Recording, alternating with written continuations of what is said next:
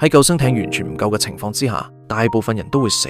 黑面神竟然仲嫌隻船太窄 ，Ryan 仲話嗰啲窮人係抵死嘅。羅斯終於睇清楚，佢係一個自私又虛偽嘅人，知道傑克冇人救嘅話就會死，所以放棄咗上船嘅機會。而家傑克身處位置已經開始入緊水，當所有人都係向上走嘅時候，唯獨羅斯行相反方向，幾經辛苦終於揾到，即刻走出去揾鎖匙，可惜揾咗好耐都揾唔到。正想放棄嘅時候，俾佢見到有一把斧頭，於是用斧頭劈開手球。佢哋以為可以走得甩，點知去甲板嗰條路嘅鐵閘俾人鎖住咗，船唔夠，唯有犧牲窮人。人一旦有逃生嘅慾望，連固定咗嘅凳都可以拆埋出嚟，最終合力用張凳撞爛個鐵閘，所有人一擁而上。呢個時候，船身已經傾斜得好緊要，好多三等艙嘅人走晒上去甲板，救生艇越嚟越少，場面越嚟越混亂，乘客爭先恐後想逼入救生艇，有啲為咗逃生直接跳上艇，為咗維持秩序，警衛開槍警告 Ryan 用100蚊賄賂咗副船長。有人見到羅斯同傑克喺船頭出現，於是放棄賄賂嘅上船機會，跑去揾羅斯。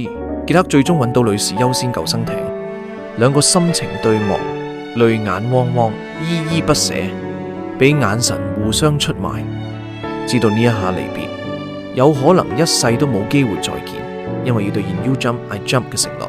於是跳翻入大船，救生艇已經唔係剩翻好多，兩個情深擁抱，決心要同愛人生死相隨。傑克話：你上船先，轉頭我就嚟揾你。其實羅斯唔早就知道係大話。Ryan 好痛心，見完全冇希望，得唔到佢哋，唯有摧毀佢，於是搶咗支槍向佢哋開槍。第二槍就算跌咗落地，都即刻爬翻起身。第三槍、第四槍、第五槍、第六槍、第七槍、第八槍，成功避開 Ryan 嘅追捕。前面道門俾海水沖爛，佢哋順勢俾海水沖埋走，好辛苦揾到個出口。可惜上咗鎖，以為死緊，點知咁啱有職員經過，太緊張，鎖匙都跌咗落地，於是潛入水揾鎖匙，最後1秒開到道門。呢個時候已經沉咗半隻大船，幾百個人圍住一隻救生艇。Ryan 要求上艇，副船長將污糟錢掟落對方身上。有人突然間衝出嚟，本能反應開槍，因為太內疚而自殺。Ryan 為咗爭取生存機會，求其抱起咗個細路女，成功呃到人上咗救生艇。有人揀苟且偷生，都有人揀光光彩彩咁死。當所有人都爭先恐後逃走，偏偏船長就走到駕駛艙閂埋道門，因為內疚失職而決定同鐵達尼號一齊沉落去。有人依然繼續表演，安撫一下大家嘅恐懼。兩個老人家係喺度等待生命結束。三等艙嘅媽媽同小朋友講埋最後一次故事。既然都走唔甩，不如開心咁過埋佢。海水已經浸到上甲板，成隻船都聽到慘叫聲，個個都跑到去船尾聚集。好多救生艇嚟唔切起錨，撞冰山嘅位置係船頭。入水後船頭比較重，所以成隻船會傾斜。當成個船頭都入晒水，船尾快速向天，因為船尾太重，船身中間斷開，前半身沉入海中，後半身被拉扯，瞬間被海水吞食。佢哋嚟到第一次相遇嘅地方，亦都係結束嘅地方，捉緊欄杆，等緊沉落水中。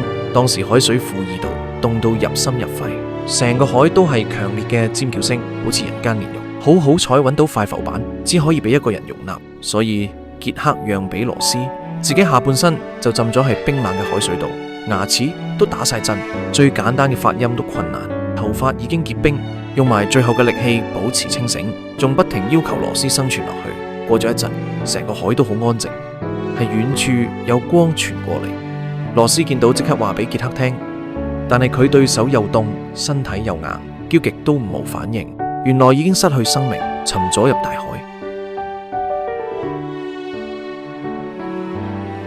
因為應承咗傑克要生存落去，所以用埋最後一口氣，游過去對面，攞咗個哨子嚟吹。